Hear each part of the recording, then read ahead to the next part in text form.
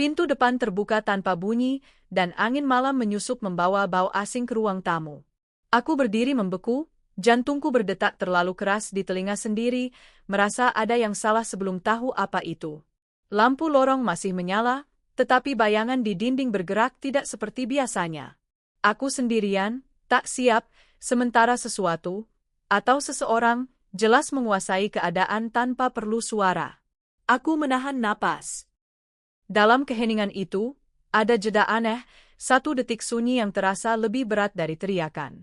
Mataku tertuju pada detail kecil yang seharusnya tak ada di sana, dan maknanya berubah seketika.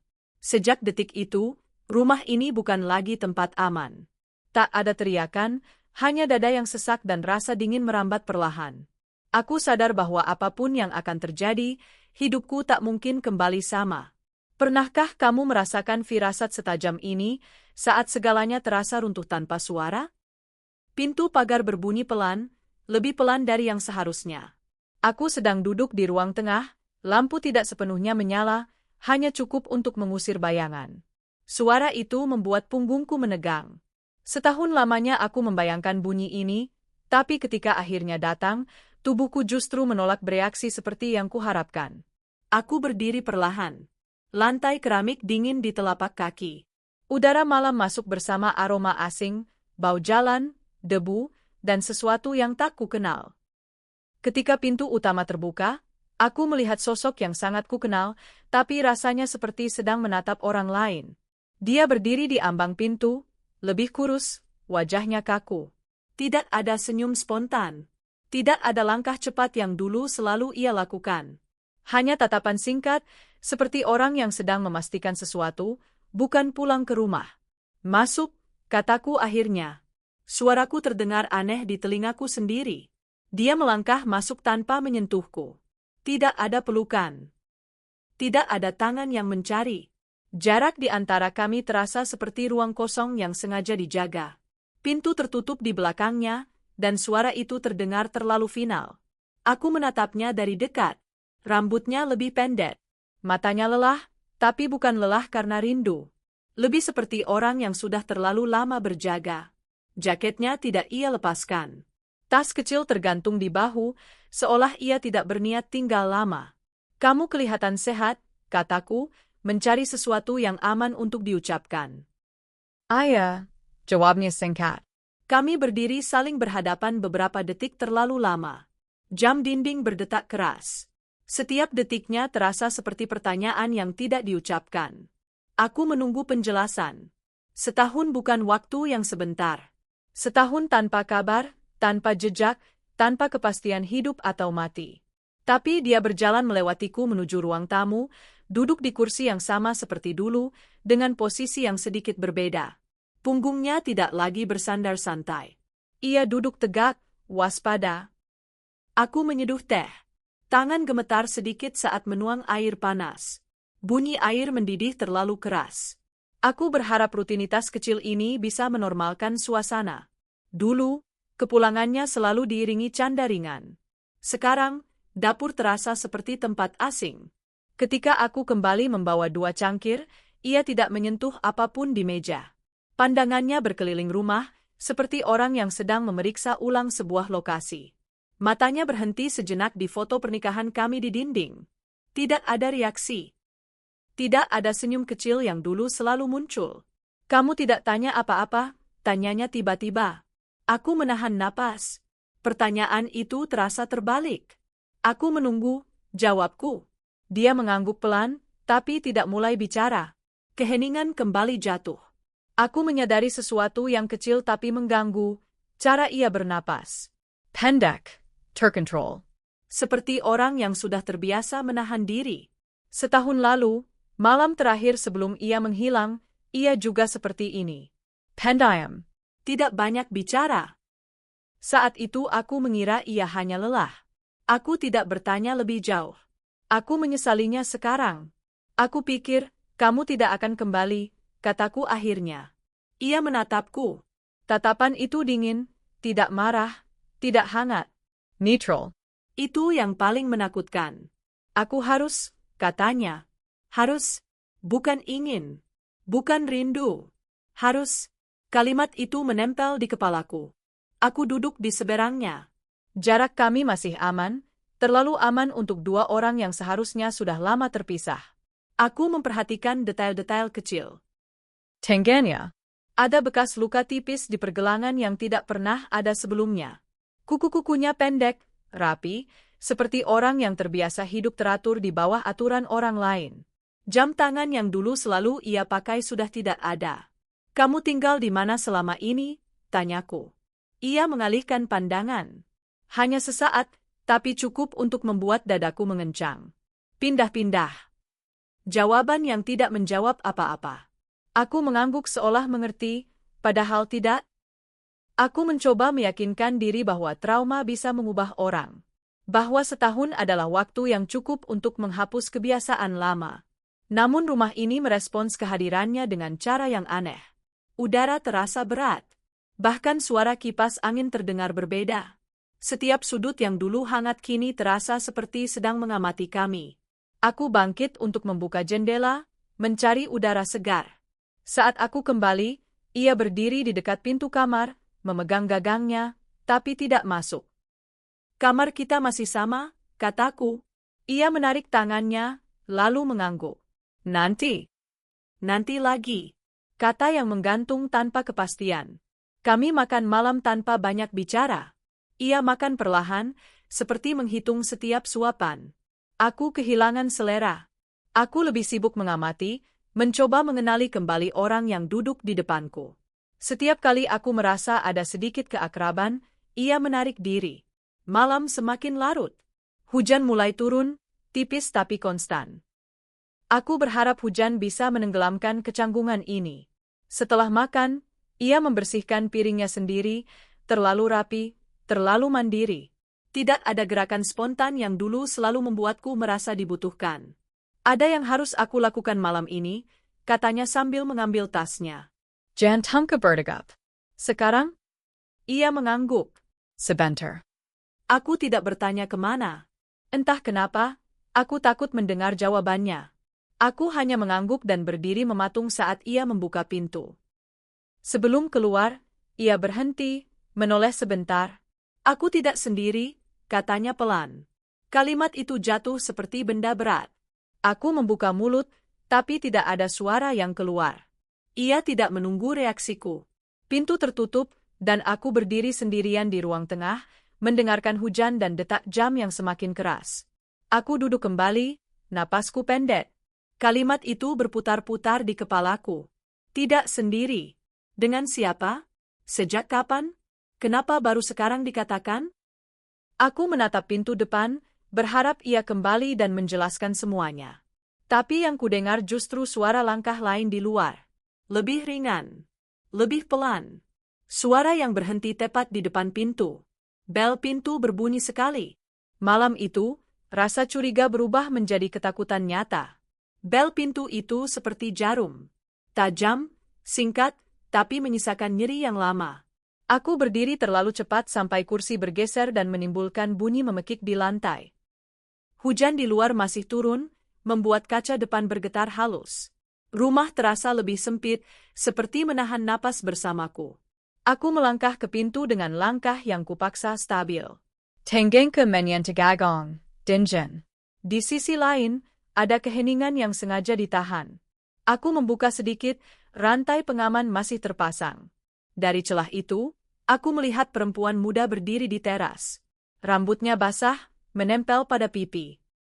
Wajahnya pucat, mata merah seperti baru saja menangis atau terlalu lama menahan takut. Jaket tipis membungkus tubuhnya, tapi yang membuat pandanganku berhenti adalah perutnya, bulat jelas, menekan kain yang sudah sempit. Udara di antara kami seperti tersedot. Aku tidak bisa langsung bicara. Maaf, katanya. Suaranya tipis, seperti takut merusak sesuatu. Di belakangnya, suamiku muncul dari bayang-bayang hujan. Ia berdiri sedikit di samping, posisi yang seolah netral tapi sebenarnya menguasai. Tangannya tidak menyentuh perempuan itu, tapi jaraknya terlalu dekat untuk disebut kebetulan.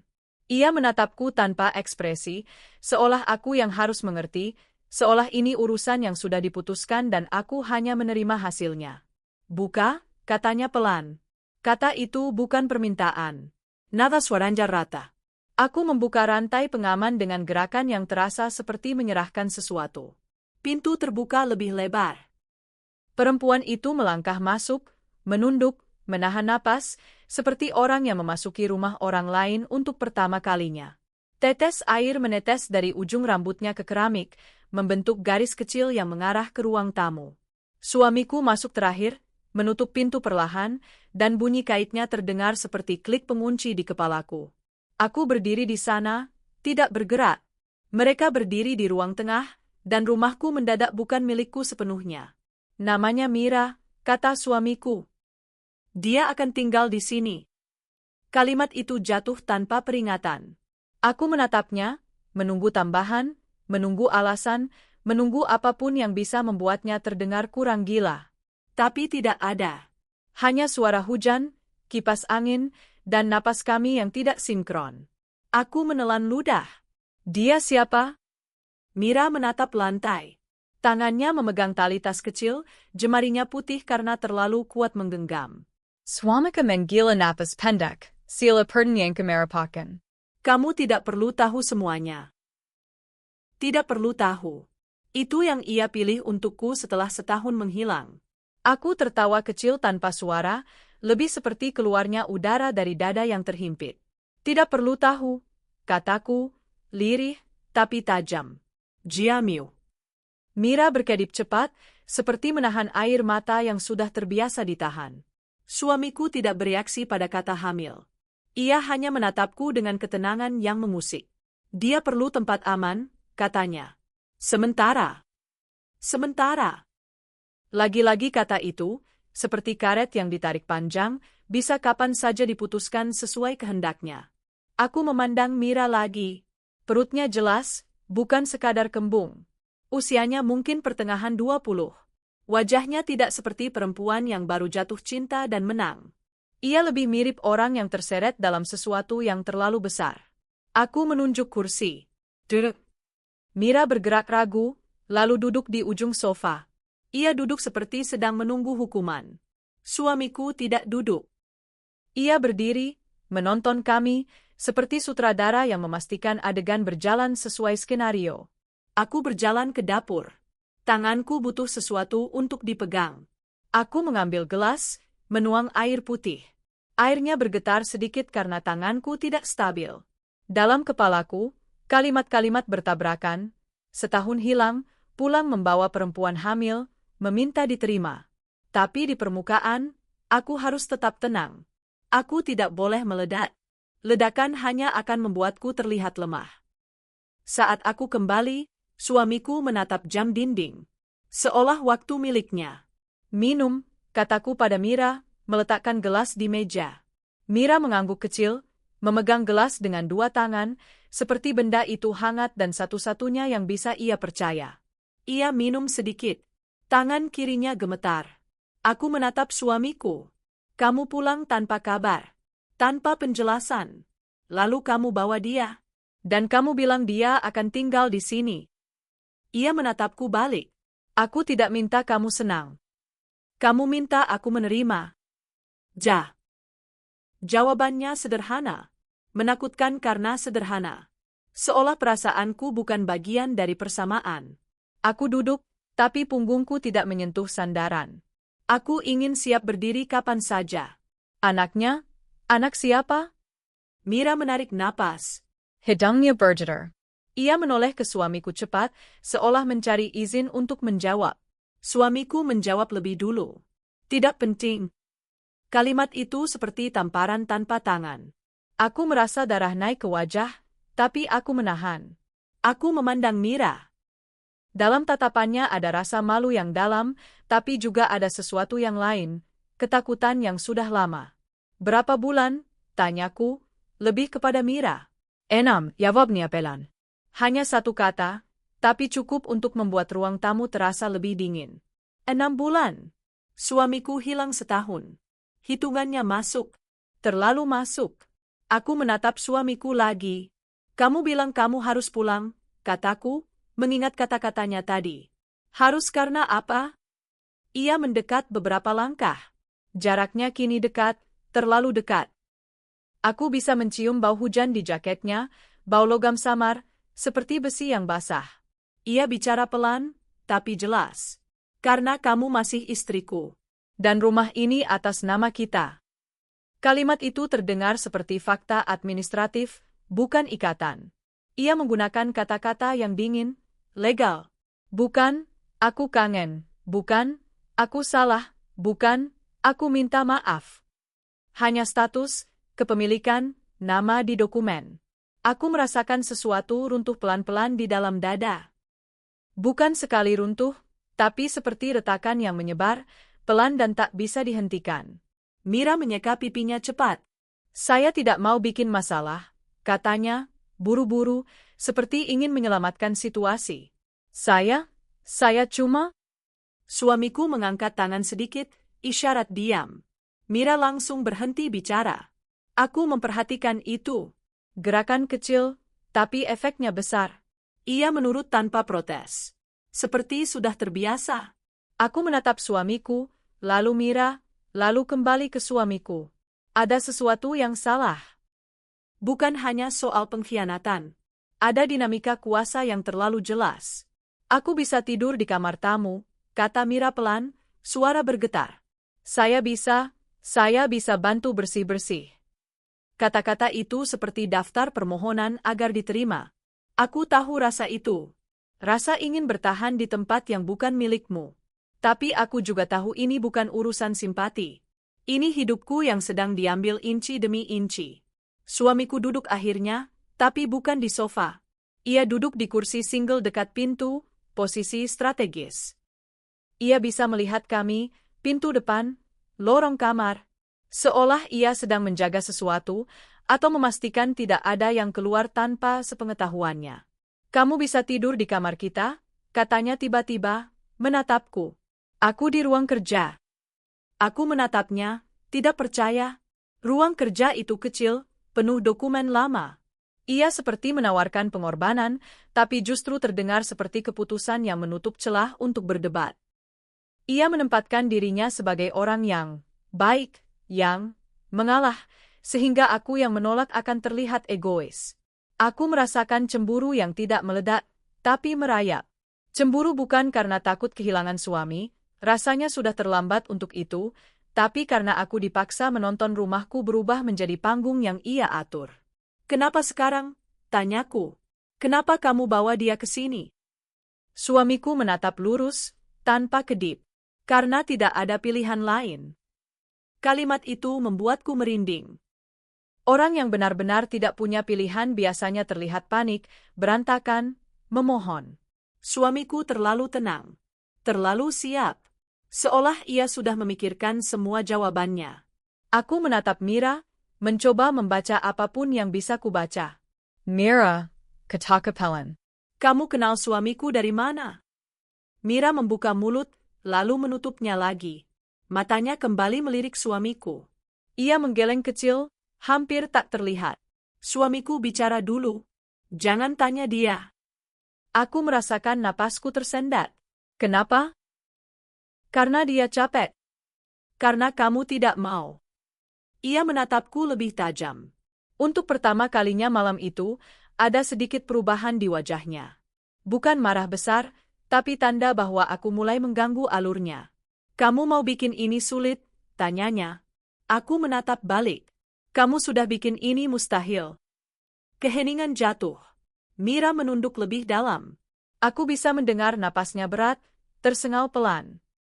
Aku tiba-tiba sadar betapa sunyinya rumah ini ketika 3 orang yang seharusnya tidak berada dalam satu ruangan dipaksa berbagi udara. Aku berdiri dan berjalan ke lorong, seolah ingin mengambil sesuatu. Aku butuh menjauh 1 menit. Di kamar, aku menutup pintu pelan. Tanganku menutup mulut, menahan suara yang hampir keluar. Aku memejamkan mata. Dalam gelap, ingatan setahun lalu muncul tanpa izin. Hari-hari menunggu telepon. Malam-malam tidur dengan pakaian lengkap karena takut polisi datang membawa kabar buruk. Tetangga yang mulai berbisik. Keluarga yang menyarankan aku, iflas. Aku hidup dalam ruang hampa yang tidak ada ujungnya. Dan sekarang, Ujungnya datang dalam bentuk perempuan hamil di ruang tamuku. Aku membuka laci meja rias. Di situ masih ada dokumen-dokumen, laporan orang hilang, fotokopi KTP, surat-surat yang kusimpan rapi karena aku tidak mau lupa bahwa aku pernah berjuang mencarinya. Aku mengambil map itu, memeluknya sebentar, seperti ingin memastikan aku tidak mengada-ada. Semua ini nyata. Aku kembali ke ruang tamu.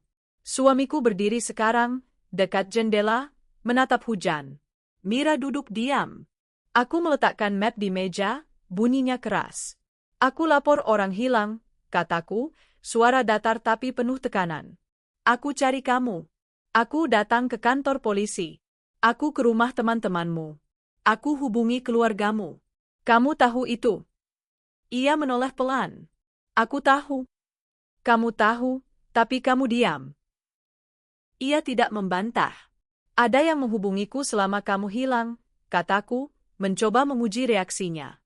Nomor tidak dikenal. Cuma bilang, jangan cari terlalu jauh. Mira menegang. Gerakannya kecil, tapi aku melihatnya. Matanya melebar saset. Suamiku tidak menunjukkan reaksi besar, tapi bahunya turun sedikit, seolah lelah mendengar sesuatu yang ia sudah perkirakan akan keluar. Kamu masih simpan nomor itu? Tanyanya. Pertanyaan itu melesat cepat, terlalu tepat sasaran. Bukan, siapa yang telepon, bukan, kapan, tapi, kamu simpan nomor itu. Seolah ia lebih peduli pada bukti daripada isi ancaman. Aku menatapnya, dan pada saat itu, aku merasa dingin. Ada sesuatu yang ia sembunyikan, sesuatu yang lebih besar daripada perselingkuhan. Ancaman itu bukan lelucon. Dan caranya menanyakan tentang nomor itu, seperti orang yang pernah berurusan dengan hal seperti itu. Aku simpan, jawabku pelan. Henning. Mira menarik napas pendek, seperti tercekik. Ia memegang perutnya dengan satu tangan, refleks protektif. Suamiku menatapku lama, lalu berkata dengan suara yang terlalu tenang. Kita bicara besok. Tidak, kataku. Kata itu keluar sebelum sempat kupikirkan. Aku sudah menunggu setahun. Ia mendekat. Langkahnya pelan, terakhir. Aku bisa merasakan tekanan dari kehadirannya, seperti dinding yang bergerak mendekat. Ia berhenti cukup dekat hingga aku bisa melihat garis halus di sudut matanya, bekas kurang tidur, atau bekas sesuatu yang lebih buruk. Kamu harus belajar, katanya, suaranya rendah. Ada hal-hal yang tidak bisa kamu paksa. Kalimat itu tidak terdengar seperti nasihat. Itu terdengar seperti peringatan. Aku menelan ludah. Aku ingin mundur, tapi aku tidak mau memberi dia kemenangan itu. Aku menahan posisi. Hal-hal seperti apa? Ia tidak menjawab langsung. Ia melirik Mira, lalu kembali menatapku. Seperti siapa yang boleh kamu tanya? Dan kapan? Aku merasakan tubuhku panas dan dingin bergantian. Pengkhianatan, ja. Tapi ini seperti ada lapisan lain, lapisan yang berbau ancaman. Mira tiba-tiba berdiri. Aku minta maaf, katanya cepat. Aku benar-benar tidak. Suamiku menoleh, hanya menatap. Mira langsung diam lagi. Aku melihatnya jelas, kendali itu. Satu tatapan, satu isyarat. Dan Mira patuh. Aku menatap Mira, mencari celah. Kamu datang ke sini karena dia bilang ini aman? Tanyaku, lembut tapi langsung. Mira berkedip. Mulutnya bergetar. Ia mengangguk kecil, hampir tak terlihat. Aman dari apa? Aku mengejar, pelan. Suamiku bergerak cepat, lebih cepat daripada sebelumnya. Ia menepuk meja sekali, tidak keras, tapi cukup untuk menghentikan udara. Cukup. Aku menatap tangannya di atas meja. Di punggung tangannya ada bekas memar samar, tertutup kulit pucat. Aku baru melihat itu sekarang. Memar itu tidak seperti terbentur pintu. Lebih seperti pegangan kuat. Aku menahan napas. Otakku bekerja cepat. Setahun hilang. Ancaman dari nomor tak dikenal. Bekas luka di pergelangan. Memar di tangan. Mira hamil, takut, patuh. Dan suamiku, terlalu tenang, terlalu menguasai. Aku mundur satu langkah, pura-pura ingin duduk, tapi sebenarnya ingin menciptakan jarak. Baik, kataku, nada datar. Kita tidur? Suamiku mengangguk, seolah itu kemenangan. Kamar tamu untuk Mira, katanya. Kamu di kamar. Aku tidak membantah. Aku berjalan ke lorong, tapi aku tidak langsung masuk kamar. Aku berhenti di dekat ruang kerja. Pintu ruang kerja sedikit terbuka. Di dalam, lampu mati. Aku mencium bau kertas lama. Aku kembali ke kamar, menutup pintu. Aku berdiri di belakang pintu beberapa detik, mendengarkan. Dari luar, ada suara langkah. Pelan. Suara pintu kamar tamu dibuka. Suara Mira masuk. Lalu sunyi. Beberapa menit kemudian, suara pintu ruang kerja tertutup. Klik. Aku menahan napas. Aku mendekat ke jendela kamar, mengintip ke halaman. Hujan membuat semuanya kabur. Tapi aku melihat sesuatu yang membuat dadaku turun. Di luar pagar, di bawah lampu jalan, ada mobil hitam terparkir. Mesin mati, tapi lampu kecil di dalamnya menyala redup. Seperti ada orang duduk menunggu. Tidak bergerak. Tidak pergi. Aku menelan ludah, perlahan.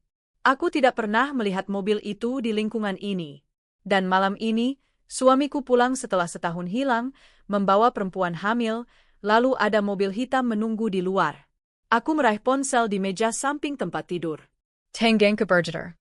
Aku membuka kontak lama, mencari nomor tak dikenal yang pernah mengirim ancaman. Aku masih menyimpannya, seperti menyimpan duri. Saat layar menampilkan angka-angka itu, aku merasa bulu kuduku berdiri. Nomor itu punya awalan yang sama dengan nomor yang baru saja mengirim pesan masuk ke ponsel suamiku tadi sore, pesan yang sempat kulihat sekilas saat ia mengangkatnya di ruang tamu. Waktu itu aku tidak sempat membaca, hanya melihat nama kontak, tidak ada. Hanya angka. Sekarang aku melihat lagi angka di layarku, dan tubuhku terasa ringan, seperti darahku turun ke kaki. Setahun hilangnya dia, bukan kebetulan.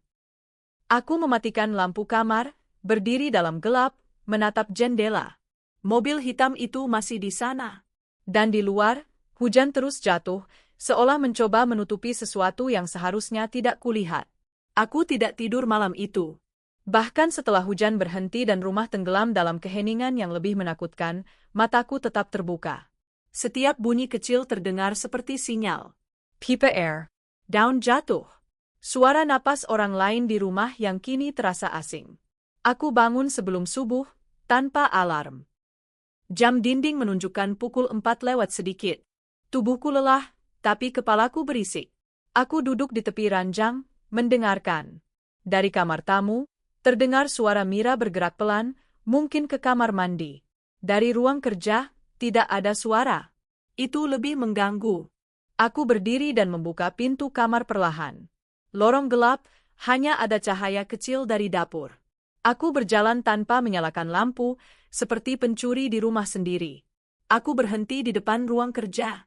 Pintu tertutup rapat. Aku menempelkan telinga. Tidak ada suara. Aku menarik gagang pelan. Terkunci. Dulu, ruang kerja itu tidak pernah dikunci. Aku mundur selangkah. Napas kedengkol. Dalam kepalaku, potongan-potongan mulai bergerak, belum membentuk apapun yang utuh, tapi cukup untuk membuat perutku mual. Aku ke dapur, menuang air putih, meminumnya cepat. Tangan gemetar. Aku menatap meja makan, kursi-kursi yang kemarin malam menjadi saksi sesuatu yang tidak pernah kuminta. Suara pintu kamar tamu terbuka. Mira keluar, wajahnya pucat, mata sembab. Ia terkejut melihatku, lalu tersenyum kecil yang cepat menghilang. Maaf, katanya. Aku bangunin kamu. Aku menggeleng. Tidak. Kami berdiri beberapa detik, canggung. Aku melihatnya lebih jelas sekarang, tanpa jaket. Perutnya semakin nyata di bawah kaos longgar. Tangannya refleks menahan pinggang, seperti tubuhnya sendiri sudah menjadi beban. Dia sudah bangun? Tanyaku. Mira menggeleng. Belum. Aku mengangguk. Aku tidak tahu kenapa aku berharap sebaliknya. Setelah Mira kembali ke kamarnya, aku mengambil ponsel. Aku membuka lagi pesan ancaman lama itu. Kubaca pelan, berulang, seperti ada kode yang terlewat. Tidak ada nama. Tidak ada konteks. Hanya kalimat pendek yang dulu membuatku merinding, Tapi kini terasa seperti awal dari sesuatu yang lebih besar. Aku membuka riwayat panggilan suamiku di ponsel lama yang masih terhubung ke akun keluarga. Aku belum pernah menghapusnya, entah kenapa. Selama setahun, tidak ada aktivitas. Tapi 2 minggu sebelum ia pulang, muncul beberapa nomor yang sama. Nomor asing. Polanya Rapi. Panggilan singkat. Malam hari. Aku menelan ludah. 2 minggu sebelum pulang. 2 minggu sebelum membawa Mira. Aku duduk, memejamkan mata. Aku mencoba mengingat hari-hari terakhir sebelum ia menghilang. Ia pulang lebih malam. Lebih sering menerima telepon di luar rumah. Ia menyimpan ponselnya dengan layar menghadap ke bawah. Aku bertanya sekali, ia bilang kerjaan. Aku percaya. Aku selalu percaya. Pukul 6, suara pintu ruang kerja terbuka. Aku menoleh. Suamiku keluar, wajahnya datar, seperti tidak tidur tapi juga tidak terlihat lelah. Ia langsung ke dapur, membuka kulkas. Kopi, tanyanya singkat. Tidak, jawabku. Ia menuang air, minum, berdiri menghadap wastafel. Tidak ada sapaan. Tidak ada, kamu sudah bangun. Seolah malam tadi tidak pernah terjadi. Aku mau keluar, katanya. Jangan keluar rumah. Kalimat itu membuatku menegang. Kenapa? Ia menoleh, menatapku lama. Demi Québécois. Aku hampir tertawa. Demi Québécois. Kalimat itu kini terdengar seperti ejekan. Aku mau tahu apa yang terjadi, kataku. Setahun itu. Ia menghela napas, pelan, seperti orang yang kehabisan kesabaran. Tidak sekarang. Kapan? Ia tidak menjawab. Ia mengambil jaket, kunci mobil. Saat ia membuka pintu, aku berkata cepat, kamu hilang setahun. Aku dicari polisi. Aku ditanya keluarga. Kamu tahu rasanya? Ia berhenti, tanpa menoleh.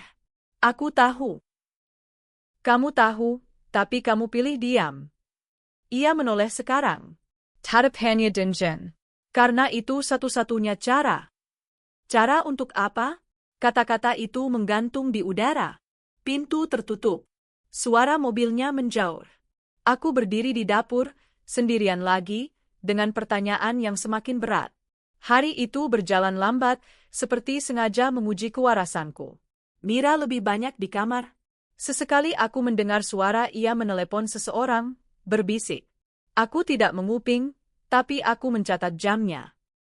Aku mencatat semuanya sekarang. Aku merasa harus. Siang hari, aku menghubungi seorang teman lama yang bekerja di kantor polisi. Aku tidak menyebut nama suamiku. Aku hanya bertanya soal prosedur orang hilang yang kembali tanpa laporan resmi. Temanku terdiam lama sebelum menjawab. Kalau ada indikasi dia sengaja menghilang, katanya pelan, bisa jadi masalah. Masalah. Kata itu terasa kecil untuk sesuatu yang kini menekan dadaku. Masalah bagaimana? Banyak kemungkinan, jawabnya. Asuransi. Utang. Kasus lama. Tergantung konteks. Aku menutup telepon dengan tangan dingin. Asuransi. Utang.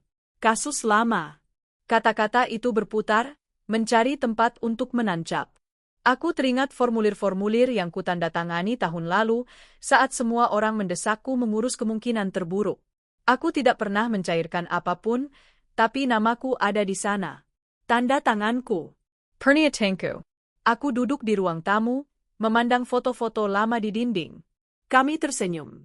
Kami terlihat utuh. Aku bertanya-tanya kapan persisnya aku mulai hidup dengan orang yang menyembunyikan sesuatu sebesar ini. Sore hari, Mira keluar dari kamar, membawa piring kosong. Ia terlihat ragu. Kamu makan? Tanyaku. Ia mengangguk. Sedikit. Aku menatapnya. Ada lingkar gelap di bawah matanya. Kamu kenal dia dari mana? Tanyaku pelan. Mira terdiam. Ia memandang ke lorong, memastikan tidak ada orang lain. Aku tidak bisa cerita banyak, katanya. Tapi dia bukan orang yang kamu pikir. Kalimat itu membuat dadaku sesak. Maksudmu? Mira menggeleng cepat. Aku sudah janji. Janji. Lagi-lagi ada kesepakatan yang tidak ku ketahui. Kamu takut, kataku, lebih sebagai pernyataan. Mira mengangguk kecil. Aku tidak punya pilihan. Aku merasakan kemarahan naik, bukan padanya, tapi pada situasi yang menempatkan kami berdua di posisi ini. Kamu hamil, kataku. Itu pilihan seseorang. Mira menatap perutnya, lalu menatapku. Tidak selalu. Kami terdiam. Ada banyak yang ingin kutanya, tapi aku menahan. Aku tidak ingin ia menutup diri sepenuhnya. Aku butuh waktu. Aku butuh strategi. Malam datang lagi. Suamiku belum pulang. Aku duduk di kamar, lampu mati, hanya cahaya dari luar. Aku mendengar mobil hitam itu lagi. Masih di sana. Aku merasa diawasi. Setiap suara membuatku menoleh. Aku membuka laptop lama suamiku yang masih kusimpan. Kata sandinya masih sama. Itu membuatku lebih takut daripada jika ia sudah mengubahnya. Aku membuka folder lama, mencari apapun yang terlihat berbeda. Email-email kerja. Dokumen biasa. Lalu satu folder tanpa nama. Tanggal pembuatannya, 3 hari sebelum ia menghilang.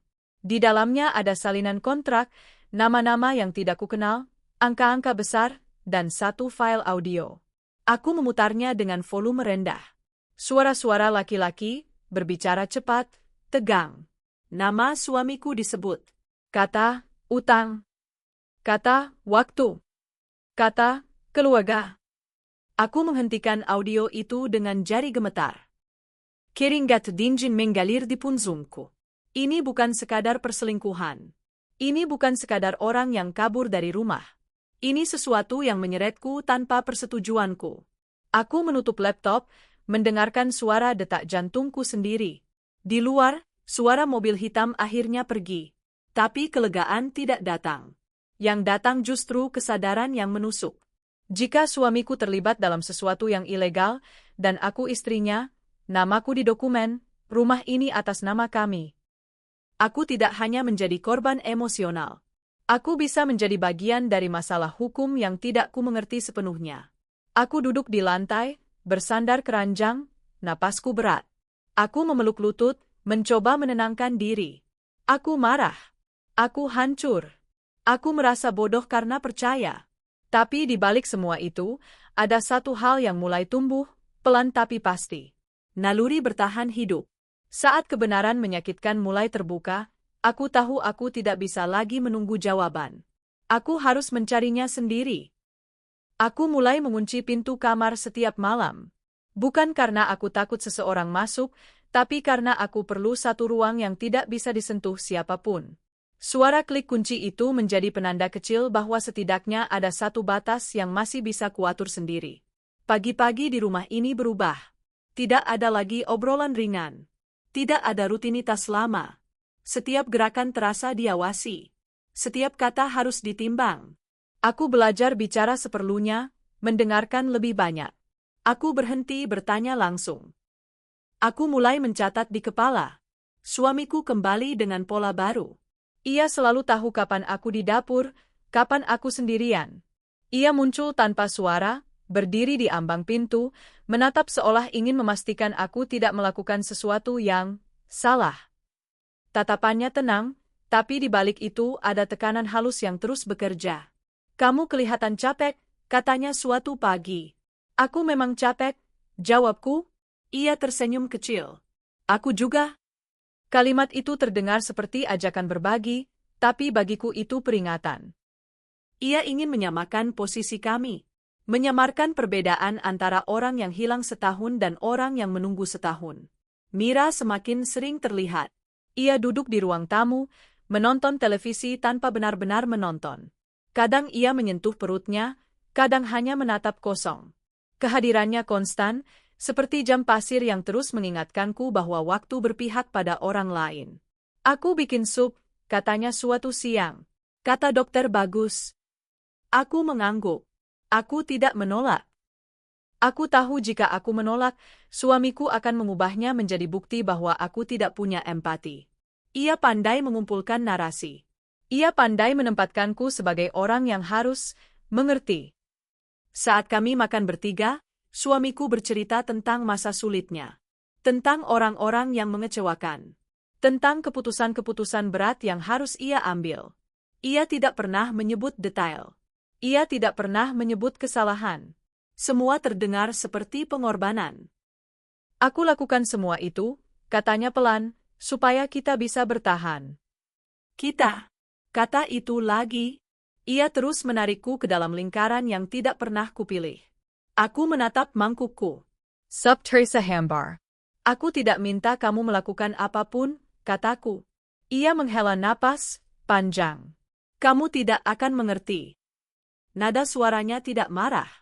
Itu yang membuatnya berbahaya. Nada itu penuh keyakinan bahwa versinya adalah satu-satunya versi yang masuk akal. Malam-malamku dipenuhi bunyi kecil. Langkah ke dapur. Suara ponsel bergetar yang langsung dibisukan. Pintu ruang kerja yang selalu terkunci. Aku mulai tidur dengan pakaian lengkap. Aku menyimpan ponsel di bawah bantal. Aku bangun setiap 2 jam. Aku tidak menceritakan apapun pada keluarga. Belum. Aku tahu jika mereka tahu, cerita ini akan menyebar. Reputasi suamiku, reputasiku, semuanya bisa menjadi alat tekanan. Ia tahu itu. Aku yakin ia tahu. Suatu sore, ia memanggilku ke ruang tamu. Mira duduk di sana, wajahnya tegang.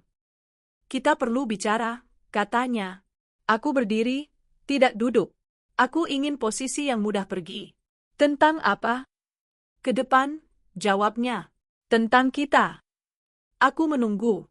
Kondisi ini tidak ideal, katanya. Tapi kita bisa mengaturnya. Asal kamu tidak membuatnya rumit. Kata rumit itu menusuk. Rumit bagaimana? Ia menatap Mira sebentar, lalu kembali padaku. Dengan membawa orang lain. Dengan cerita yang tidak perlu. Ancaman itu dibungkus rapi. Aku merasakan panas di tengkukku. Kamu mengancam aku. Ia tersenyum tipis. Aku mengingatkan. Mira menunduk. Tangannya gemetar di atas perutnya. Aku melihatnya, dan aku tahu, ia juga terjepit. Tapi aku tidak bisa menyelamatkannya dengan mengorbankan diriku sendiri. Aku butuh waktu, kataku. Kamu sudah punya setahun, jawabnya cepat. Kalimat itu membuatku ingin berteriak. Setahun itu bukan waktu berpikir. Itu waktu menunggu tanpa kepastian. Tapi aku menahan diri. Aku mengangguk saja, seolah menerima. Malam itu, aku tidak langsung ke kamar. Aku duduk di ruang tamu, lampu redup. Aku mendengarkan suara rumah. Aku memikirkan setiap celah kecil. Setiap kebiasaan suamiku. Setiap ketidaksinkronan ceritanya. Ia bilang tidak punya pilihan, tapi ia selalu tahu langkah berikutnya. Ia bilang terdesak, tapi ia selalu terlihat siap. Ia bilang melindungi, tapi semua yang ia lakukan membuatku semakin terisolasi. Aku membuka kembali laptopnya saat ia mandi. Kali ini aku tidak mencari file besar. Aku mencari hal-hal kecil. Jadwal. Catatan. Nama kontak yang diubah. Aku menemukan satu email lama yang belum terhapus. Singkat. Dari alamat anonim. Isinya hanya satu baris, pastikan dia tetap diam. Dia. Aku. Dadaku terasa kosong. Aku menutup laptop perlahan, seperti benda itu bisa meledak jika ku banting. Air kamar mandi berhenti. Aku kembali ke kamar sebelum ia keluar. Saat ia masuk kamar, aku sudah berbaring membelakangi pintu. Aku mendengar napasnya berubah. Ia tahu aku terjaga, tapi ia tidak bicara. Keheningan di antara kami seperti perjanjian baru, aku tidak akan bertanya, dan ia tidak akan menjelaskan. Beberapa hari berikutnya, aku mengubah kebiasaan kecil. Aku mulai keluar rumah di jam-jam berbeda. Aku berhenti memberitahu kemana aku pergi. Aku menyimpan dokumen penting di tas kecil yang selalu kubawa. KTP, buku nikah, fotokopi rumah. Aku memindahkan sebagian uang ke rekening lain. Sedikit demi sedikit. Suamiku memperhatikan, tapi ia tidak menegur langsung. Ia hanya bertanya santai, kamu sering keluar sekarang? Aku butuh udara, jawabku. Ia mengangguk. Jangan terlalu jauh. Kalimat itu seperti tali yang dilonggarkan, tapi tetap terikat. Mira semakin pendiam. Suatu malam, ia mengetuk pintu kamarku pelan. Aku membukanya sedikit. Aku dengar kamu menangis, katanya lirih. Aku hampir tertawa. Aku tidak menangis. Aku tidak punya waktu untuk itu. Kamu salah dengar. Ia ragu. Dia keras kalau marah. Aku menatapnya. Kamu aman. Ia mengangguk cepat, terlalu cepat. Selama aku nurut. Kata nurut itu membuatku mual. Aku menutup pintu pelan setelah ia pergi. Aku bersandar ke pintu, menarik napas panjang. Aku tidak bisa menyelamatkan semua orang. Aku harus memilih bertahan. Malam itu, aku duduk di gelap, memikirkan satu hal yang terus menggangguku. Jika aku tetap di sini, aku bermain di lapangan yang ia kuasai. Jika aku melawan langsung, ia punya lebih banyak senjata. Cerita, ancaman, orang-orang di luar sana yang belum kukenal. Aku butuh langkah yang tidak ia perkirakan. Aku memandang ponselku. Daftar kontak. Nama-nama lama. Orang-orang yang dulu kusebut keluarga, sahabat, kenalan kerja. Aku berhenti di satu nama yang sudah lama tidak kuhubungi. Seseorang yang dulu pernah membantuku mengurus dokumen, yang tahu cara membaca celah hukum. Jariku melayang di atas layar. Aku tahu sekali aku menekan nama itu, tidak ada jalan kembali. Ini bukan lagi soal rumah tangga. Ini soal keselamatan. Di luar kamar, aku mendengar langkah suamiku berhenti tepat di depan pintu. Tidak mengetuk. Tidak membuka. Hanya berdiri. Menunggu. Aku mematikan layar ponsel. Aku menahan napas, mendengarkan. Setelah beberapa detik yang terasa panjang, langkah itu menjauh. Aku membuka layar lagi. Nama itu masih di sana. Aku menatapnya lama, lalu menutup mata. Keputusan itu belum kuambil malam itu. Tapi bentuknya sudah jelas di kepalaku. Dan ketika keputusan ekstrim mulai terasa masuk akal, aku tahu aku sudah berada di tahap di mana bertahan berarti berubah. Dalam keterasingan yang semakin sempit, aku sadar satu hal, jika aku ingin selamat, aku tidak bisa melakukannya sendirian. Aku menekan nama itu akhirnya. Tidak lama, tidak ragu. Hanya satu tarikan napas, lalu layar berubah. Nada sambung terdengar, 1 kali, 2 kali. Jantungku berdetak di tenggorokan. Aku hampir memutuskan panggilan ketika suaranya muncul. Tenang, tidak berubah sejak terakhir kali kami bicara bertahun lalu. Kamu baik-baik saja? Katanya, tanpa basa-basi. Pertanyaan itu hampir merobohkanku. Aku menutup pintu kamar, mengunci, lalu duduk di lantai. Tidak, jawabku pelan. Kami bertemu 2 hari kemudian, di tempat yang tidak mencolok.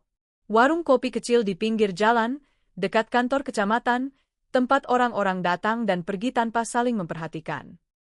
Aku datang lebih awal, memilih meja di sudut, punggung menghadap dinding. Aku belajar banyak tentang posisi duduk akhir-akhir ini. Ia datang tanpa menyapa berlebihan. Duduk, meletakkan ponsel di meja, layar menghadap ke bawah. Ceritakan, katanya. Aku mulai dari yang paling aman. Hilangnya suamiku. Kepulangannya. Mira. Ancaman yang tidak diucapkan. Aku tidak menyebutkan semuanya. Aku memuji reaksinya. Ia mendengarkan tanpa memotong. Kadang ia mengangguk kecil. Kadang ia mencatat sesuatu di kertas kecil. Kamu yakin tidak mau lapor sekarang? Tanyanya. Belum, jawabku cepat. Aku perlu tahu posisiku dulu. Ia menghela napas pendek. Baik, kita mulai dari fakta. Kata kita terasa asing, tapi menenangkan. Untuk pertama kalinya, aku tidak sendirian memikul ini. Kami menyusun langkah pelan-pelan. Tidak ada rencana besar. Tidak ada heroisme. Hanya daftar, apa yang aku tahu, apa yang aku punya, apa yang bisa dibuktikan. Dokumen rumah. Rekening. Email lama. File audio. Pesan ancaman. Ia menyarankan aku menyimpan salinan di tempat terpisah. Cloud dengan sandi baru. Flash disk kecil yang tidak pernah kubawa pulang. Jangan ubah perilakumu drastis, katanya. Giame per chica. Aku mengangguk. Aku sudah tahu itu. Mira tanyaku. Ia diam sebentar. Dia titik lemah dan titik bahaya. Kalimat itu menempel.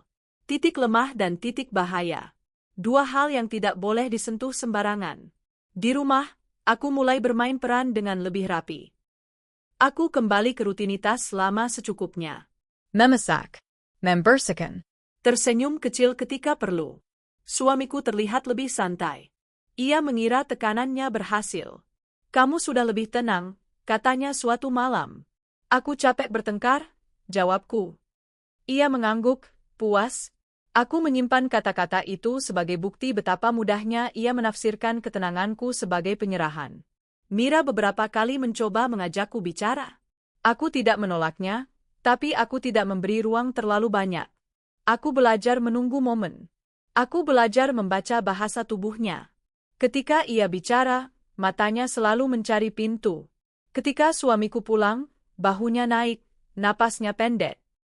Suatu siang, saat suamiku pergi lebih lama dari biasanya, Mira duduk di dapur, menatap cangkir teh yang sudah dingin. Aku berdiri di dekat jendela. Kamu boleh tidak jawab, kataku. Aku cuma mau tahu satu hal. Ia menoleh, ragu. Apa? Kalau kamu pergi sekarang, apa yang terjadi? Ia menelan ludah. Aku tidak tahu. Jawaban itu jujur. Terlalu jujur. Aku mengangguk. Aku tidak bertanya lagi. Malamnya, aku menerima pesan dari sekutuku. Singkat. Aku cek satu nama di file audio. Ada catatan lama. Kami bertemu lagi. Kali ini di mobil, mesin mati, jendela sedikit terbuka. Ia menunjukkan layar ponsel. Nama itu terkait dengan perusahaan cangkang yang pernah diselidiki beberapa tahun lalu. Tidak ada penangkapan. Tidak ada berita besar. Kasusnya menguap. Uang, katanya. Selalu uang. Aku menatap layar, mencoba menghubungkan benang-benang. Dia terlibat sejauh apa? Kita belum tahu, jawabnya. Tapi namamu muncul di satu dokumen lama. Aku merasakan dingin di tulang belakang. Dokumen apa? Permohonan jaminan, katanya pelan. Atas namamu. Aku mengingat hari itu. Seorang notaris. Banyak halaman. Aku menandatangani tanpa membaca detail. Aku mempercayai suamiku. Apakah aku bisa kena? Tanyaku. Ia tidak langsung menjawab. Itu jawaban paling jujur. Tergantung siapa yang bicara dulu. Waktu mulai terasa berbeda. Setiap jam berharga. Setiap kesalahan bisa fatal. Aku mulai menyiapkan rencana keluar, tapi bukan kabur. Bukan lari. Aku perlu posisi aman untuk bicara. Suamiku mulai gelisah. Ia lebih sering menelepon. Lebih sering keluar malam. Mobil hitam itu kembali beberapa kali, parkir sebentar, lalu pergi. Aku mencatat jamnya. Aku mencatat durasinya. Kamu kemana saja? Tanyanya suatu malam. Ke rumah ibu, jawabku. Ia menatapku lama. Ibumu sering sakit. Aku menahan diri untuk tidak tersenyum. Itu sebabnya aku ke sana. Ia mengangguk. Hati-hati. Anchorman Hayles. Aku mengangguk balik. Sekutuku menyarankan satu langkah kecil tapi berani, memisahkan diriku secara administratif. Bukan cerai. Belum. Tapi pembatasan. Surat kuasa. Pemisahan rekening. Semua harus terlihat wajar. Dia akan marah, kataku. Dia akan lebih marah kalau kamu diam, jawabnya. Aku melakukan sebagian. Helen. Tanpa suara. Aku memindahkan alamat surat. Aku mengubah sandi. Aku menyimpan catatan percakapan. Aku mulai merekam, bukan untuk memancing, tapi untuk berjaga. Suatu malam, Mira mengetuk pintuku lagi. Kali ini ia menangis. Aku membukanya sedikit. Aku dengar namaku disebut, katanya terbata. Di telepon. Aku tidak bertanya siapa yang menelepon. Apa yang kamu dengar? Dia bilang aku harus siap, jawabnya. Kalau ada apa-apa. Kalau ada apa-apa. Aku menelan ludah. Siap untuk apa? Ia menggeleng. Aku tidak tahu. Tapi aku takut. Aku merasakan dorongan untuk memeluknya, tapi aku menahan. Sentuhan bisa berarti komitmen. Komitmen bisa berarti risiko. Kamu perlu jaga dirimu, kataku. Ia menatapku, mata merah. Kamu juga. Setelah ia pergi, aku mengirim pesan pada sekutuku. Aku menulis cepat, ringkas. Ia membalas segera. Itu eskalasi. Kami bertemu keesokan harinya. Ia membawa sesuatu yang membuatku diam lama, rekaman transfer. Angka besar. Tanggalnya tepat sebelum suamiku menghilang. Nama penerima bukan namanya, tapi perusahaan cangkang yang sama. Ini bukti kunci, katanya. Ini menjelaskan setahun itu. Aku memejamkan mata. Setahun yang dicuri. Bukan hanya dariku, tapi dariku sebagai identitas. Sebagai istri. Sebagai warga yang namanya dipakai. Apa langkah berikutnya? Tanyaku. Ia menatapku. Konfrontasi atau laporan. Keduanya berbahaya. Tapi diam lebih berbahaya. Aku pulang dengan kepala berat. Di rumah, suamiku duduk di ruang tamu, menungguku. Televisi mati. Mira tidak terlihat. Kita perlu bicara, katanya. Aku berdiri, meletakkan tas. Aku merasakan denyut di pelipis. Aku teringat layar ponsel, angka-angka, tanggal. Sekarang? Tanyaku. Sekarang, jawabnya. Aku menatap wajahnya. Untuk pertama kalinya, aku tidak melihat suamiku. Aku melihat seseorang yang hidup dari rahasia, dari kontrol, dari diamnya orang lain. Aku menarik napas, pelan, terukur. Baik, kataku. Di dalam tas, flash disk kecil itu terasa berat. Bukti kunci ada di sana. Dan di saat itu, aku tahu, apapun yang akan terjadi setelah ini, tidak ada lagi jalan kembali. Kebenaran sudah terlalu dekat untuk dihindari, dan konfrontasi bukan lagi pilihan, tapi keniscayaan. Lampu ruang tamu menyala terlalu terang malam itu. Aku sengaja tidak meredupkannya. Aku ingin melihat wajahnya jelas, tanpa bayangan, tanpa tempat bersembunyi. Ketika ia duduk di seberangku, aku bisa merasakan udara di antara kami menegang, seperti kabel yang ditarik terlalu kencang. Kamu kelihatan serius, katanya. Aku memang serius, jawabku. Ia menyilangkan kaki, santai. Terlalu santai untuk seseorang yang baru saja kupaksa duduk tanpa televisi, tanpa Mira, tanpa pintu terbuka. Aku menunggu beberapa detik sebelum bicara lagi. Keheningan adalah bagian dari rencanaku sekarang. Aku tahu tentang transfer itu, kataku akhirnya. Matanya berkedip satu kali. Cepat. Hampir tak terlihat. Tapi aku melihatnya. Itu cukup. Transfer APA? Tanyanya. Aku tidak langsung menjawab. Aku membuka tas, mengeluarkan flash disk kecil, meletakkannya di meja di antara kami. Benda itu tidak besar, tapi kehadirannya mengubah posisi ruangan. Aku tidak menyentuhnya lagi. Jangan pura-pura, kataku. Aku tahu tentang perusahaan itu. Tentang namaku. Ia menatap flash disk itu lama. Lalu ia tersenyum kecil, senyum yang dulu sering membuatku luluh. Sekarang, senyum itu terasa seperti alat. Kamu terlalu banyak mendengar orang lain, katanya. Tidak, jawabku. Aku terlalu lama mendengarkan kamu. Kalimat itu membuatnya diam. Ia menyandarkan punggung, menghela napas, seolah ini percakapan yang melelahkan, bukan konfrontasi. Aku melindungimu, katanya pelan. Aku hampir tertawa. Dengan menjadikanku jaminan. Nada suaranya berubah. Sedikit lebih keras. Kamu tidak mengerti situasinya. Coba jelaskan. Ia berdiri. Langkahnya pelan, terakhir. Ia berjalan ke jendela, menatap keluar. Aku tidak menoleh. Aku tidak mau kehilangan fokus dengan mengikuti geraknya. Aku tahu ia ingin menguasai ruang. Ada hal-hal, katanya, yang tidak bisa diselesaikan dengan cara bersih. Kamu bicara soal utang, kataku. Ia menoleh cepat. Jangan sebut itu. Kenapa? Karena kata itu merusak citramu. Ia mendekat. Jarak kami kini hanya beberapa langkah. Aku bisa melihat rahangnya mengeras.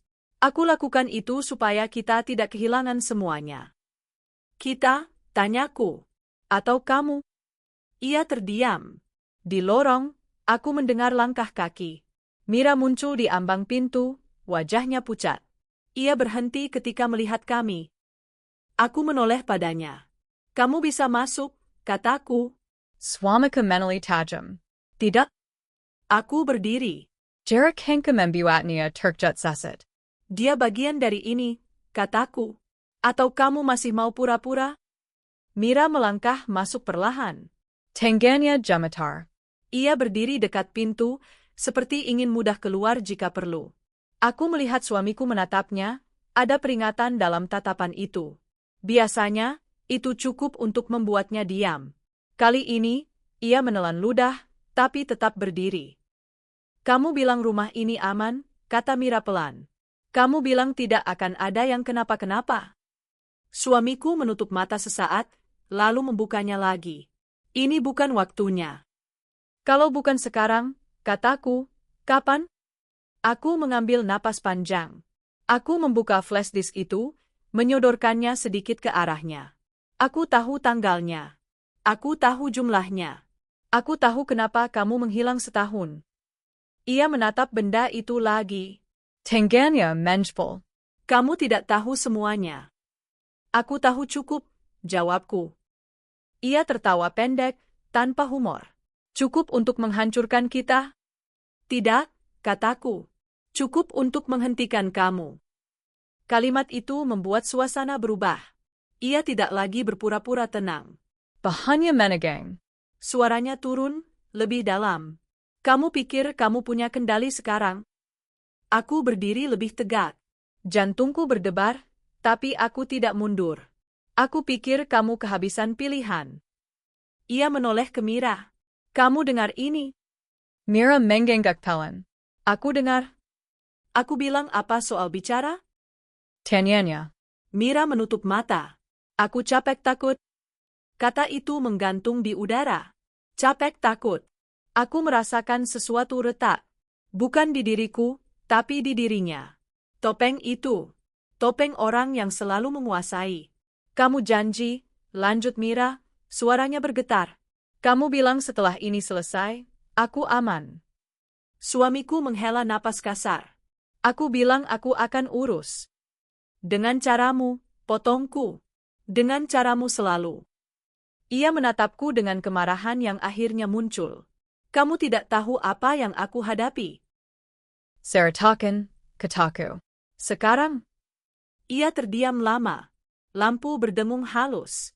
Dari luar, suara motor lewat. Dunia berjalan seperti biasa, sementara di ruang tamu ini, sesuatu sedang runtuh. Aku terjebak, katanya akhirnya. Aku ambil uang itu untuk nutup yang lama. Aku pikir bisa selesai cepat. Dan ketika tidak selesai, tanyaku. Ia mengalihkan pandangan. Mereka minta jaminan. Aku menahan napas. Dan kamu pilih namaku. Ia tidak menjawab. Keheningan itu adalah jawabannya. Mira menutup mulut dengan tangan. Air mata jatuh, satu, lalu lebih. Kamu bilang aku cuma sementara, katanya. Kamu bilang aku tidak akan diseret. Swamika menatapnya. Kamu aman selama kamu di sini. Di sini, ulangku, atau di bawah kendalimu. Ia berbalik padaku, marah. Kamu mau apa? Lapar? Bikin semuanya terbuka? Kamu pikir mereka akan diam? Aku menelan ludah. Ini bagian yang paling kutakuti. Tapi aku sudah sampai di sini. Aku pikir aku lebih baik bicara duluan, kataku. Kalimat itu membuat wajahnya berubah. Untuk pertama kalinya, aku melihat ketakutan yang tidak bisa ia sembunyikan. Bukan takut padaku. Takut pada kehilangan kendali. Kamu tidak berani, katanya, mencoba. Aku mengeluarkan ponsel. Tidak menyalakannya. Hanya memegang. Aku sudah bicara. Itu bohong setengah. Tapi cukup untuk mengguncangnya. Kapan? Tanyanya cepat. Aku mengangkat bahu. Cukup untuk tahu posisiku. Ia tertawa lagi, tapi suaranya kosong. Kamu selalu naif. Mungkin, jawabku. Tapi sekarang aku tidak sendirian. Ia menatap Mira.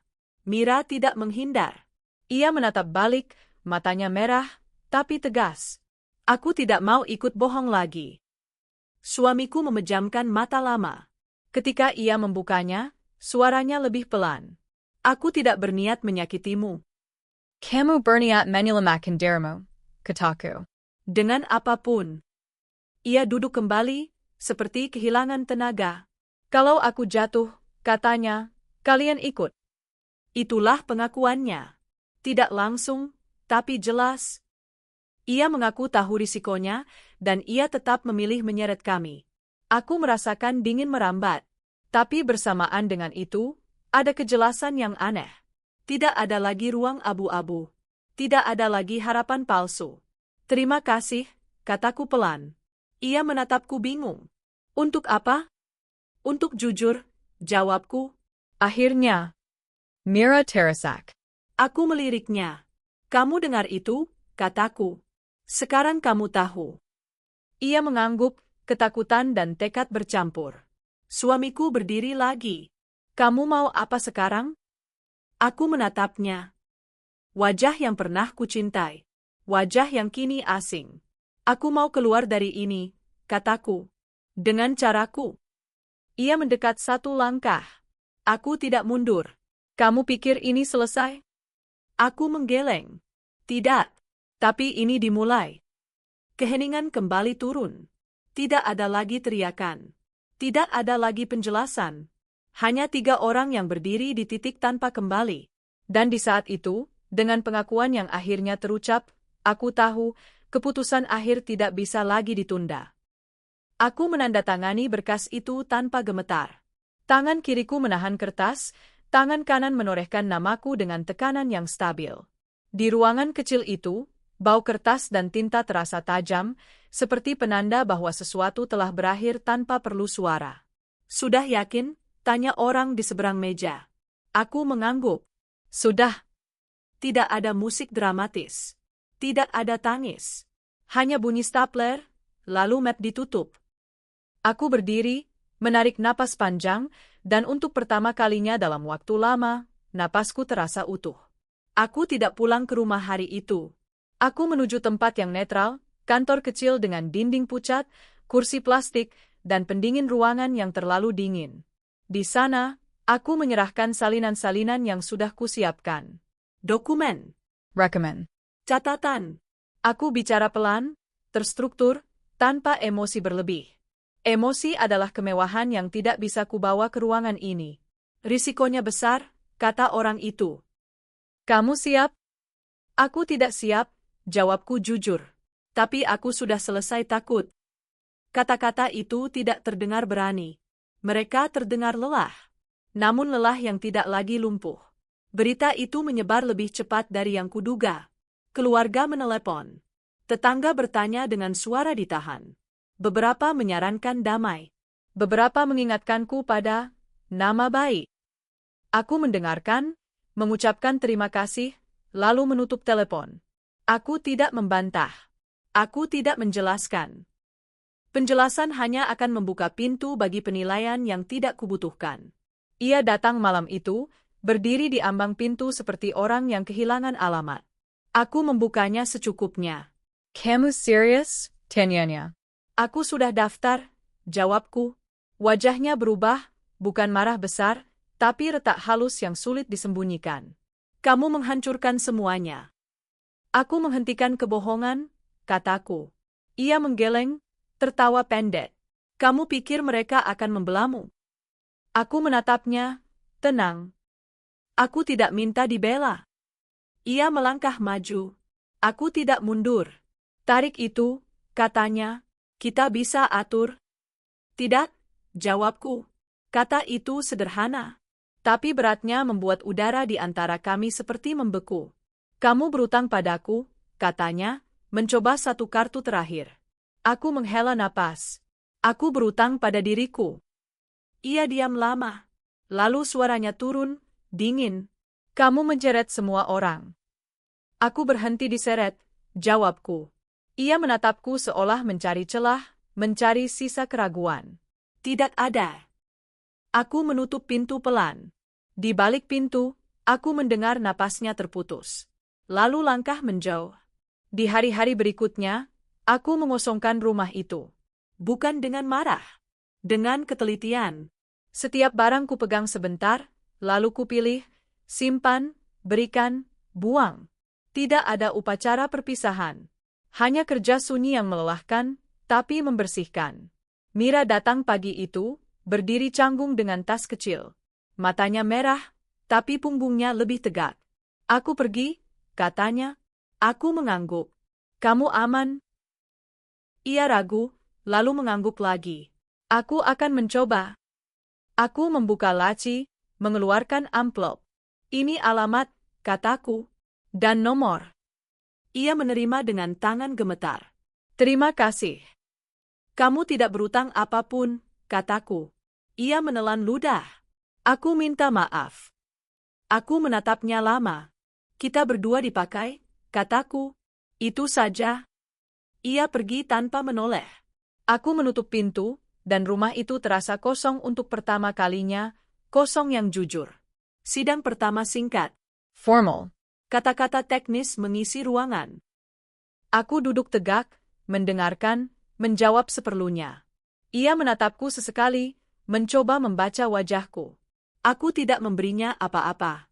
Di luar gedung, matahari siang terlalu terang. Aku berdiri sebentar, menyesuaikan diri. Teleponkabergeter. Pesan singkat. Enkemen Halis. Aku tidak membalas. Aku menyerahkannya. Kamu baik? Tanya seseorang di sampingku. Aku mengangguk. Aku berjalan. Itu jawaban paling jujur yang bisa kuberikan. Malamnya, aku tidur di tempat baru. Kasur tipis. Jendela kecil. Suara kota masuk tanpa izin. Aku menatap langit-langit lama, menunggu rasa takut datang. Yang datang justru kelelahan. Aku tertidur tanpa mimpi. Keadilan tidak turun seperti hujan. Ia datang seperti debu, pelan, menempel, mengotori sepatu. Ada panggilan. Ada pemeriksaan. Ada tatapan yang tidak ramah. Aku menjawab dengan tenang. Aku belajar mengucapkan, saya tidak tahu, tanpa merasa bersalah. Beberapa orang menjauh. Beberapa mendekat dengan hati-hati. Aku menerima keduanya. Keberanian tidak selalu tampak gagah. Kadang ia hanya bertahan 1 hari lagi tanpa kembali ke tempat yang menyakitkan. Suatu sore, aku menerima pesan darinya. Panjang, penuh penyesalan dan tuduhan. Aku membacanya sekali, lalu kuhapus. Tidak semua yang datang perlu dijawab. Aku berdiri di balkon kecil, memandang lampu-lampu menyala satu persatu. Aku merasakan sesuatu yang tidak pernah kupunya selama setahun ini, garis batas yang jelas. Aku di sini, dia di sana. Urusan kami kini berada di meja orang-orang yang bekerja dengan aturan, bukan emosi. Apa kamu menyesal? Tanya seseorang suatu hari. Aku berpikir sebentar. Aku sedih, jawabku. Itu beda. Sedih itu tidak mengikat. Ia datang dan pergi. Ia tidak mengatur hidupku. Hari keputusan sementara dibacakan, aku duduk diam. Kata, dikabulkan, terdengar seperti klik kunci yang lama macet. Aku tidak tersenyum. Aku mengangguk. Itu cukup. Di luar, angin berembus. Aku berjalan tanpa tujuan jelas. Setiap langkah terasa ringan dan berat sekaligus. Ringan karena tidak lagi dipantau. Berat karena beban lama tidak serta-merta hilang. Malam itu, aku membuka lemari yang kini kosong. Hanya ada 1 koper. Aku duduk di lantai, memeluk lutut, bukan karena takut, tapi karena tubuhku perlu diam sejenak. Aku membiarkan kesunyian datang. Setelah semuanya berakhir, tidak ada sorak. Tidak ada pelukan ramai. Yang ada hanyalah ruang kosong yang harus kuisi sendiri. Aku mematikan lampu. Dalam gelap, aku menyadari sesuatu yang getir dan jujur, pembebasan juga meninggalkan lubang. Dan lubang itu dingin. Aku terbangun sebelum alarm. Tidak ada suara mendadak. Tidak ada jantung berdegup panik. Hanya cahaya pagi yang menyelinap pelan melalui celah tirai, menyentuh dinding dengan cara yang lembut. Untuk beberapa detik, aku tidak ingat apa-apa. Lalu ingatan datang, tapi tidak menyerang. Ia hanya hadir, seperti bayangan yang tidak lagi mengejar. Aku bangun perlahan. Kakiku menyentuh lantai dingin. Aku berdiri tanpa tergesa, membiarkan tubuh menyesuaikan diri dengan hari baru. Di dapur kecil, aku menyeduh teh. Uap tipis naik, mengaburkan pandangan sebentar. Aku menunggu sampai gelas cukup hangat untuk dipegang. Aku belajar banyak tentang menunggu. Rumah ini berbeda. Bukan karena ukurannya, bukan karena perabotnya, tapi karena tidak ada yang bersembunyi di sudut-sudutnya. Tidak ada pintu yang terkunci dari dalam. Tidak ada ponsel yang disenyapkan tergesa. Aku berjalan tanpa rasa diawasi. Itu masih terasa aneh. Kebebasan sering terasa asing sebelum terasa nyaman. Aku duduk di dekat jendela, memandangi jalan yang mulai ramai. Orang-orang berangkat kerja. Anak sekolah berjalan sambil bercanda. Hidup berjalan. Dulu, aku selalu menunggu sesuatu terjadi. Sekarang, aku membiarkan sesuatu tidak terjadi. Hari-hari setelah keputusan itu tidak langsung ringan. Ada malam-malam di mana aku terbangun dengan napas pendek. Ada bunyi tertentu yang membuat bahuku menegang. Ada nama yang jika terdengar, membuat dadaku terasa sempit. Tapi aku tidak lagi menegosiasikan rasa takut. Aku mengakuinya, lalu membiarkannya lewat. Aku menata ulang barang-barangku dengan pelan. Bukan sekadar memindahkan, tapi memilih apa yang layak ikut. Ada foto yang kusimpan. Ada surat yang kubuang tanpa membaca ulang. Aku tidak ingin memelihara bukti luka lebih lama dari yang perlu. Mengingat bukan berarti tinggal. Suatu siang, ibuku datang. Ia membawa makanan, seperti biasa, seolah tidak tahu cara lain menunjukkan perhatian. Kami duduk berhadapan, makan tanpa banyak bicara. Kamu kelihatan lebih tenang, katanya akhirnya. Aku mengangguk. Aku lebih jujur. Ia menatapku lama. Itu lebih sulit. Aku tersenyum kecil. Tapi lebih ringan. Ia tidak bertanya lebih jauh. Kami belajar bentuk baru dalam berhubungan, tidak saling menuntut penjelasan yang belum siap dibagi. Aku mulai kembali bekerja, perlahan. Tidak untuk membuktikan apa-apa, hanya untuk mengisi hari. Rekan-rekan menyapaku dengan hati-hati. Beberapa bertanya. Beberapa pura-pura tidak tahu. Aku memilih mana yang kujawab. Aku tidak lagi merasa perlu menjelaskan keputusanku kepada semua orang. Apa kamu trauma? Tanya seseorang suatu sore. Aku berpikir sebentar. Aku berubah? Ia mengangguk, tidak tahu harus berkata apa. Aku belajar bahwa tidak semua keheningan perlu diisi. Sesekali, aku memikirkan Mira. Aku berharap ia menemukan jalan yang aman. Aku tidak tahu kabarnya. Aku tidak mencarinya. Beberapa perpisahan tidak butuh penutup. Mereka butuh jarak. Tentang dia, namanya tidak sering muncul di kepalaku lagi. Ketika muncul, rasanya berbeda. Tidak ada amarah panas. Tidak ada rindu yang memalukan. Yang ada hanya kejelasan. Ia adalah bagian dari hidupku yang sudah selesai. Selesai bukan berarti dihapus. Selesai berarti tidak lagi menguasai. Aku mengunjungi rumah lama sekali. Mengambil sisa barang. Mengembalikan kunci. Aku berdiri di ruang tamu itu, tempat begitu banyak percakapan sunyi terjadi. Lampunya sama. Dindingnya sama. Tapi aku bukan orang yang sama. Aku menarik napas, lalu menghembuskannya pelan. Tidak ada upacara. Tidak ada kata perpisahan. Aku keluar dan menutup pintu. Malam-malamku kini sunyi dengan cara yang berbeda. Sunyi yang tidak menekan. Aku membaca buku sampai mengantuk. Aku mendengarkan hujan tanpa mencari makna tersembunyi. Kadang aku duduk di lantai, hanya merasakan waktu berjalan. Ada hari-hari di mana aku merasa kuat.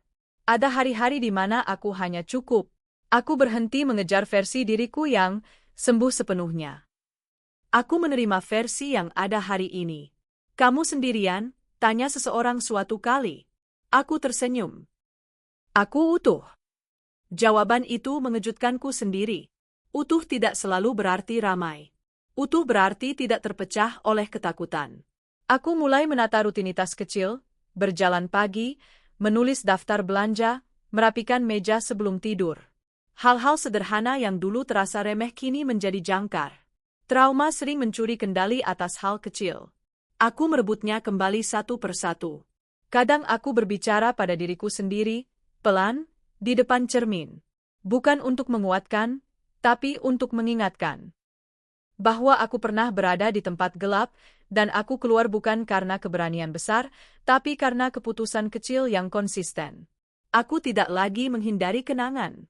Aku mengubah jaraknya. Aku melihatnya seperti melihat hujan dari balik jendela, hadir, tapi tidak membasahi. Suatu malam, aku duduk di ruang tamu, lampu mati, hanya cahaya dari luar. Aku mendengarkan napasku sendiri. Stable. Tidak tergesa. Aku merasakan rumah ini, bukan sebagai bangunan, tapi sebagai perasaan. Aman bukan karena tidak ada bahaya, tapi karena aku tahu kemana harus melangkah ketika bahaya datang. Aku tidak tahu bagaimana hidupku 5 tahun ke depan. Aku tidak merencanakan segalanya. Aku tidak perlu. Aku hanya tahu satu hal, aku tidak akan kembali ke tempat yang mengharuskanku mengecil agar orang lain bisa merasa besar. Pagi berikutnya, aku membuka jendela lebar-lebar. Udara masuk. Aku berdiri di sana, sebentar, membiarkan dunia menyentuhku tanpa syarat. Pengkhianatan meninggalkan bekas. Ia tidak hilang. Tapi ia tidak lagi menentukan arah. Ia menjadi pelajaran yang kusimpan, bukan belenggu yang kupakai. Aku mematikan lampu sebelum keluar rumah. Kunci berputar pelan di tangan. Tidak ada siapapun yang menunggu di balik pintu. Tidak ada suara yang perlu kutakuti. Aku melangkah pergi, dan untuk pertama kalinya sejak lama, langkahku tidak membawa beban cerita yang belum selesai. Hanya keheningan yang utuh.